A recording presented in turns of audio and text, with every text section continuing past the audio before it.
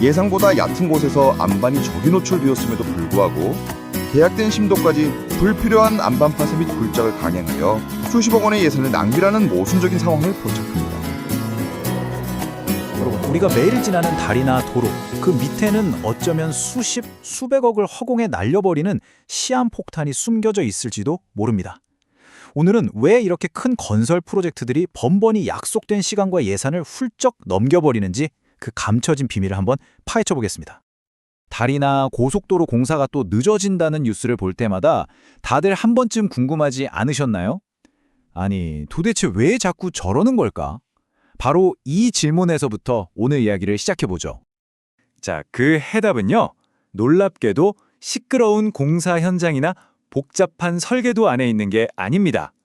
모든 비극은 첫 삽을 뜨기도 전에 우리 눈에 보이지 않는 저 깊은 땅 속에서 저지르는 단 하나의 결정적인 계산착오여서 비롯됩니다. 여기서 정말 중요한 점은 이런 막대한 손실이 그냥 운이 나빠서 혹은 예측 불가능한 사고 때문에 생기는 게 아니라는 겁니다. 이건 사실상 인재, 즉 사람이 만든 재앙이라는 거죠. 다시 말해 충분히 막을 수 있었던 문제라는 뜻입니다. 그럼 이 모든 문제의 시작점이자 핵심이라고 할 수 있는 안반선에 대해서 한번 알아보겠습니다. 이 개념만 딱 이해하시면 모든 게 명확해지실 겁니다. 모든 대형 구조물은요, 단단한 기반함, 그러니까 바위의 기초를 내려야 안전하잖아요.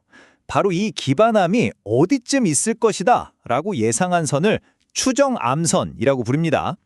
이 추정암선이 바로 우리 이야기의 주인공이자 때로는 최악의 악당이 되기도 하는 거죠.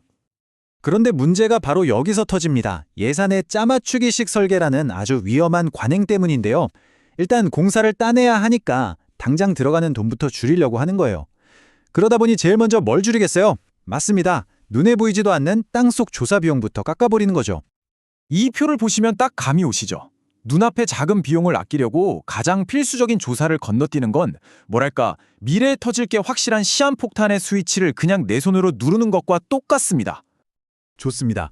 자, 그럼 이 도박이 실제로 공사가 시작됐을 때 어떤 끔찍한 결과로 이어지는지 대표적인 두 가지 경우를 자세히 들여다보겠습니다. 첫 번째 시나리오입니다.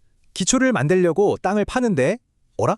생각했던 것보다 훨씬 얕은 것에서 단단한 안반이 떡하니 나타난 거예요. 이게 얼마나 어처구니 없는 상황이냐면요. 굳이 파지 않아도 될 단단한 바위를 깨느라 돈을 쓰고 그렇게 필요 이상으로 깊게 판 구멍을 다시 메우느라 또 돈을 씁니다. 그냥 돈을 이중으로 버리는 거죠. 수십 수백억의 세금이 말 그대로 땅속에 그냥 묻히는 순간입니다. 자, 이제 두 번째. 이게 훨씬 더 위험하고 심각한 시나리오입니다.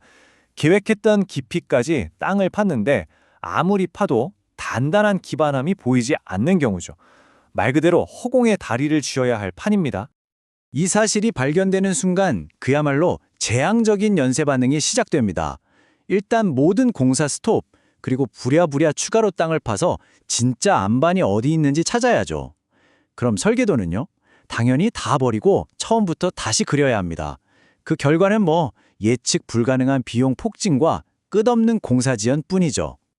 네, 이게 단순히 교각 하나 잘못 만든 걸로 끝나지가 않습니다. 이 작은 균열 하나가 프로젝트 전체를 흔들고 더 나아가서는 건설 산업 전체에 대한 우리 사회의 신뢰까지 무너뜨리게 됩니다. 이런 문제는 비단 다리 공사에만 국한되는 게 아니에요. 예를 들어서 산비탈을 깎아서 도로를 낸다고 한번 생각해 보시죠. 여기서도 똑같은 계산 착오 하나가 정말 예상치도 못한 법적, 재정적 재앙으로 이어질 수 있습니다.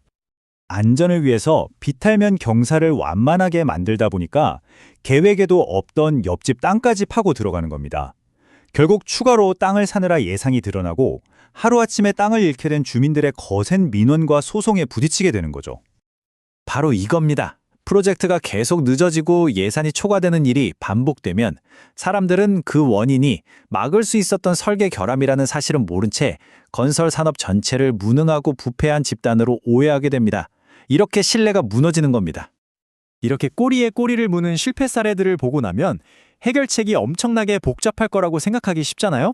그런데 놀랍게도 정말 허무할 정도로 간단합니다. 무슨 대단한 신기술이 필요한 게 아닙니다. 해답은 아주 오래전부터 우리 곁에 있었어요. 바로 이미 만들어져 있는 규칙을 제대로 지키는 것. 딱 이겁니다. 이미 대한민국 국토교통부 고시에 명확한 규정이 있습니다.